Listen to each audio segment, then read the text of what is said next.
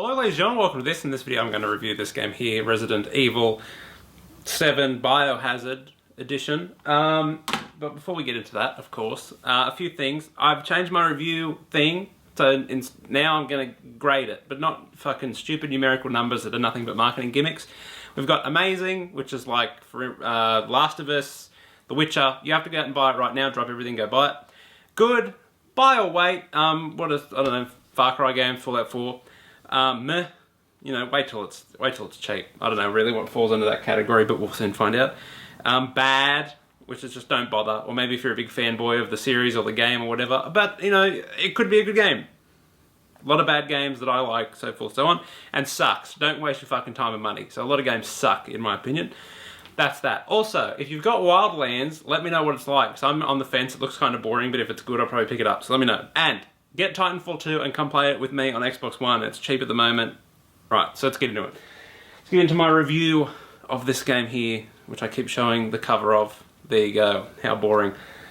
Which is appropriate. Now, let's just get into it. The story sucks. It's that typical, oh, look at me, I'm going here with no fucking reason, and now I'm stuck in this really shit situation, and I'm going to be a cocky dickhead about it. Unless you're Bear Grylls, you do not get in a situation like this and be a cocky dickhead about it. You don't. It's weird. It's that, you know, that stupid video game protagonist, which is all cocky and confident and cracking jokes while he's getting almost eaten by these weird fucking zombie people. It doesn't make sense. There's not the only stupid characters. The main antagonist, why can't I remember these words?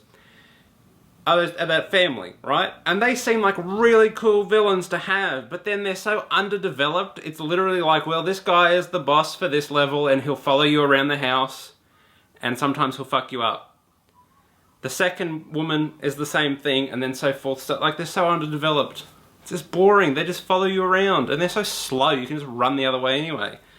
Just, you know, and their boss fights are relatively easy. I played on normal, so maybe a lot of these issues aren't issues on the harder difficulties. Maybe there's less things to grab. Maybe the boss fights are harder. Maybe the enemies are harder.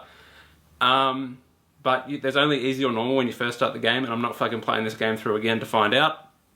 So yeah, they're pretty simple. You can just either run away or just keep shooting them, and eventually they'll go down for a while, but then they'll come back and they'll burst through a wall and scare you. Oh, so scared. That's another thing. The horror tropes in this game, it's like they watched a horror movie from the 90s and was like, fuck, we need to do exactly what that is. And they haven't learned anything from horror games since. Especially, I'll tell you that in a moment. I wrote down points. I'm so professional, it's ridiculous. The jump scares. That is the only thing scary about this game, the jump scares. And jump scares will work. They will scare the shit out of you because you're not expecting it. But it doesn't have that eerie, what the hell's going on, what the fuck's gonna happen thing that a lot of other games such as, I was just playing it the other day. Layers of Fear, that one, it was a PlayStation exclusive for a while. What is it? I probably should have wrote these down. Oh, it was free on the Xbox a while ago. Fear, no, not Fear. You know, you're locked in the asylum, that game, and there's another one. Anyway, they haven't learned much. I mean, this was their chance for a first-person perspective to be, you know, first person is way more immersive than third person, and they fucked it up. It's only jump scares. Like, there's only so much you can just go around and go, oh, look, fucking brown grossness. Ugh. There's no real music to, like, crescendo into this shit. It's either pops out and scares you for, like, 30 seconds, and then you're like, alright, fine, we'll continue. Or nothing at all. It's just like, oh, look, brown dirtiness. It's really not atmospheric compared to other games, in my opinion. So it's not really chilling and like eerie while you're playing it. It's just scary for like 30 seconds at times when shit just jumps out. And after like the first couple of times, you're like, okay, as soon as I go through this, something's gonna happen, and it does, and you get immune to it at that point. Yeah, so the lack of environment. I mean, it probably's got something to do with the smaller world of the game, which I have no problem with, but it just feels underdeveloped. So, yeah, there's no real tension. I've wrote down things I can't even read. And it's, you know, it's kind of boring as well, because you're just expecting a jump scare. So you're just walking around going, oh yeah, this is here's there, that's this and that. No real scariness to it. So, But you thought it would, you think it would do more being first person, but unfortunately it doesn't. It doesn't really play like a scary game. It plays more like a weird adventure game in a dark room with occasional jump scares, is how I would definitely describe it. And it just, hasn't really learned anything about other games that have, pushed the genre forward. So unfortunately that's bad. And then we'll get into the controls and gameplay. The controls, much like the fear feels really manufactured. It feels like you're going to go through this and this is what's going to scare you. It's not really subjective or eerie like I just talked about. It's more like, well, this is going to happen, so that will equal scariness. I don't know if I'm explaining what I mean well, but I hope you know what I mean. It's like, it doesn't... It scares you, and then it's fine. Then it scares you, then it's fine. There's no real tension, no build-up. And the controls, you feel really slow and clunky, and I don't know if that's on purpose to try and manufacture even more fear, but it gets annoying after a while.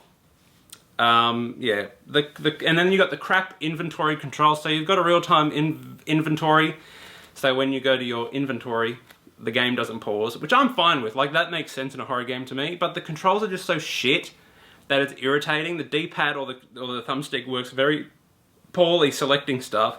And then instead of having so say you haven't got a shotgun yet, but you have shotgun shells. You can go back to all these safe rooms, which are fairly easy to get to, and you probably won't die on the way there or have any issues anyway, and then deposit it in a box. And then that's a safe box that will then be in every other house or safe room that you have, which is fine. But if you want to so I had a full inventory, and I needed to pick up a story thing, and I'm like, well, I don't want to walk all the way down to the safe room, even though it would be easy. I'll just drop stuff. And this was the first time I had to drop stuff, and I'm like, well, how the fuck do you drop stuff? Normally, in a normal game, it would have the inventory and then push X to drop or destroy or, whatever. No. So you have to go down to it, push A, then scroll down another menu, and then push A, and then a fucking prompt will come up and go, oh, you realize if you destroy or drop this, it's gone forever, which makes no sense. Why can't I just drop the ammo and come back and pick it up? Why does it have to be gone forever? If you wanted that, it should be destroy, not drop, but then that wouldn't make sense either. So it's stupid. I don't like the inventory. It's annoying. You can get backpacks and stuff to increase your inventory, but the shotgun takes up 2 things, all the weapons take up 2 things, except the pistols and the knife anyway. Just the pistol, the knife, and the shotgun is really all you need, except for the second mission. You do need the flamethrower for that, so be on the lookout. The combat's fine. It's okay for a first-person scary-ish survival horror game. It's not going to blow anyone away. It's that slow-paced stuff that you want, so it's fine. The enemies are really fucking boring. Besides the main people, there are these weird, they've got a name and I can't remember what they're called, but blobs, and just blobs of shit who move really slow, and the only way that they ever fucking will almost kill you or kill you is when they gang up on you. And there's probably, until you get to the end of the game, there is probably only 25 of them at best. So you're never going to get overrun. They're the same kind of enemy. They take a couple of shots to the head and they're down, so if you're good at aiming or just good at waiting or running, shooting in the head, running away, shooting in the head, you'll clean them up easy. Simple. They add nothing, they're not scary, they just look stupid. There's no real well, this enemy's fast, this enemy is really fat and will blow shit at you like other games have. There is one enemy that does that once in the game, and then they try to have fast enemies that look like spidery things, but they're slow and they're, they're very boring and they're very easy. You don't have to really adapt to take them down. And then there's other flies and shit that will block your vision. It's weird. They're not very fun. They're not very interesting to verse. So that sucks. The puzzles are, and the last thing is that the puzzles in this game are easy as fuck. There's one and it's you have to operate a clock to open a secret compartment, and there's a note next to it that says, set the same time as the other clocks. So you just run out the room, find out what the clock on the wall is, come back in and do it. And that's pretty much most of them. Either that or find a key. Or there is one interesting one, which is a Saw, in the movie Saw, kind of like a puzzle like that where you're locked in a room and have to find a way out. And that's, that's pretty difficult, but you do it. So there's VHS collectible tapes. So you collect the tape and you're able to put it in a TV and you play that tape. So it's a different person who's befallen into this house, so forth, so on. And this person goes through the same test. So you know exactly how to do it when you get up to it. It would be much better because the VHS is like all grainy and it's darker and it's shittier and it's, you know, crapper to play. So I don't know. There is something that does happen that is crucial that you know from that VHS tape, but you easily could have developed that level to A, not have that, or B, have a, you know, more unobvious solution. So I don't, you know, honestly, it's hard to recommend this game. It's hard to recommend this game to fans of Resident Evil because it's not really a Resident Evil game. They could have done so much more with their first person. You can move and shoot, which is fucking, you know, holy shit, a Resident Evil game. You probably have been able to do that since the last one I played, but you couldn't in 5, I think it is.